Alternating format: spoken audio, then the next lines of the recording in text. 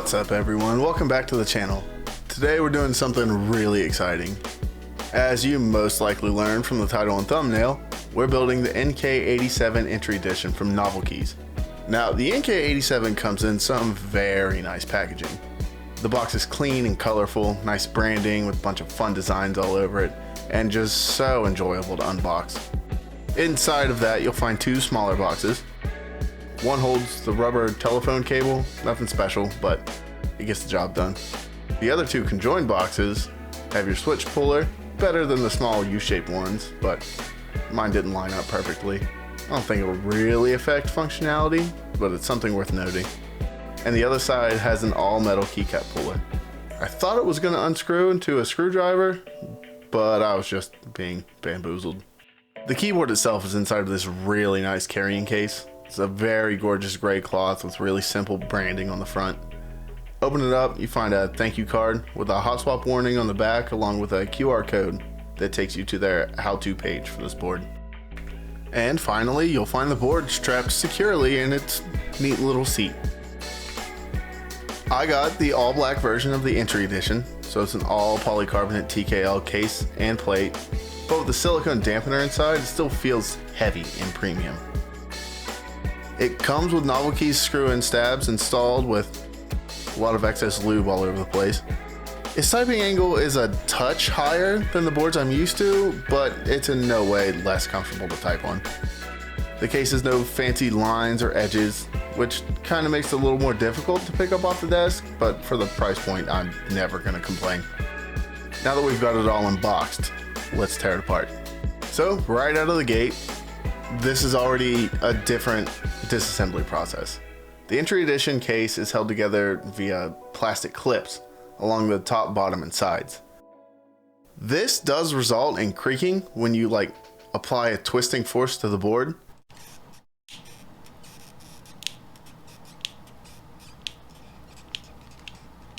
But I never once heard it during normal use.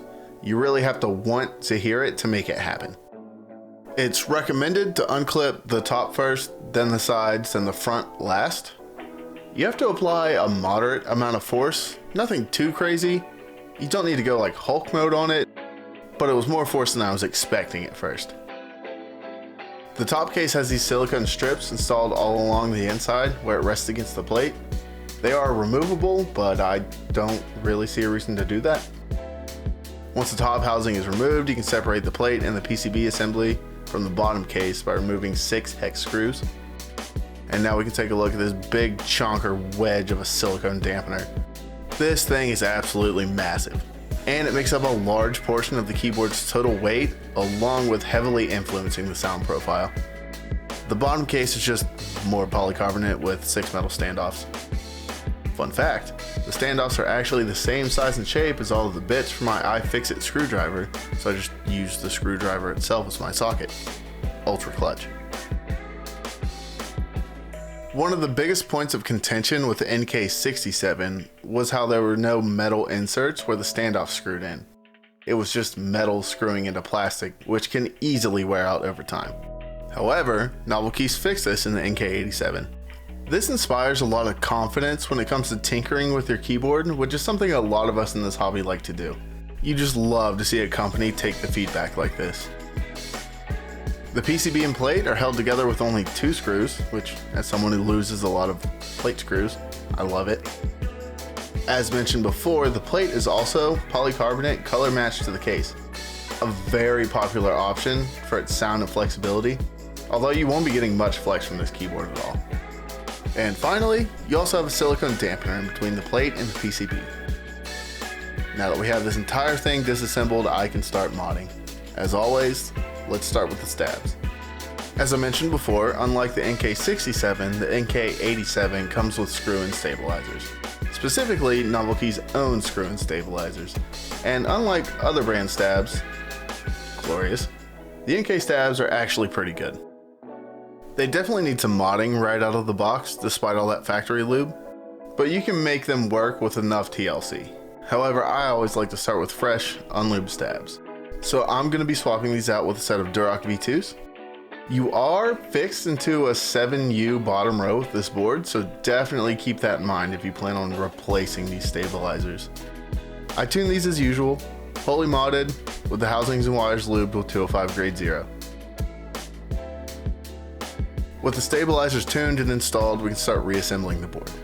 If you've watched my videos before, you might know that I usually dislike plate PCB foam. I think that for a lot of budget level boards, it just ends up muting the sound and characteristics of your switches. I do, however, like how silicone plate PCB dampeners sound.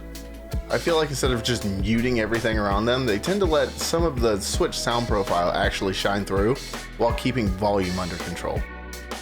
So I'm going to be keeping the plate silicone installed for this build.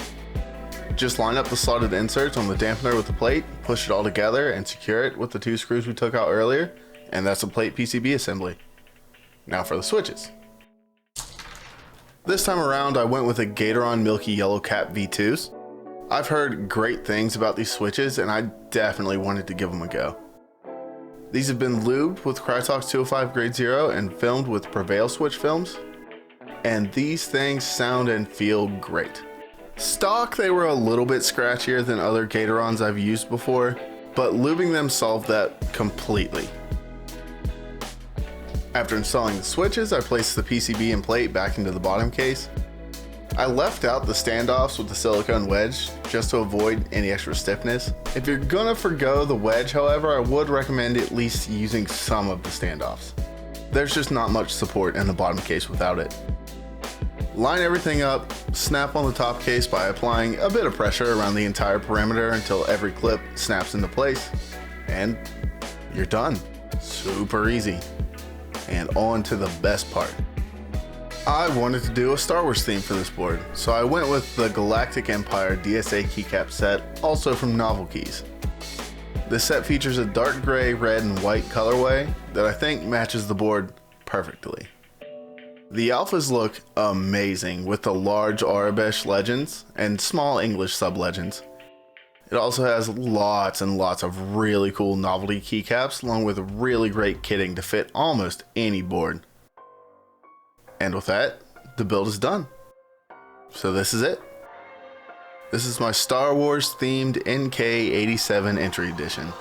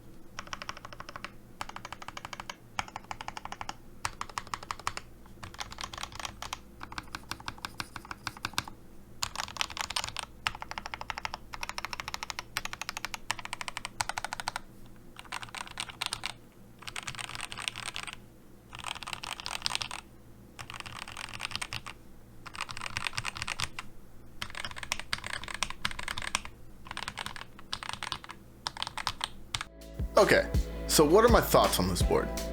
This is an almost unbeatable value. For $135, you get a polycarb TKL kit with a polycarb plate, a PCB with screw-in stabs, and silicone dampeners for the plate and case.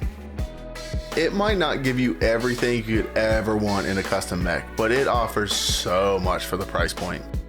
It's very clear that removing the silicone wedge really brings this board's sound to life, but at the cost of weight. So that's kind of up to you, whether you prefer a less dampened sound or that premium feeling we all associate with weight.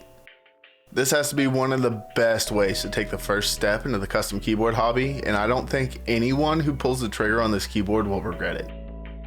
I do want to say though that these keycaps could have been better. There are mold marks and extra bits of plastic on the sides of several of the keycaps.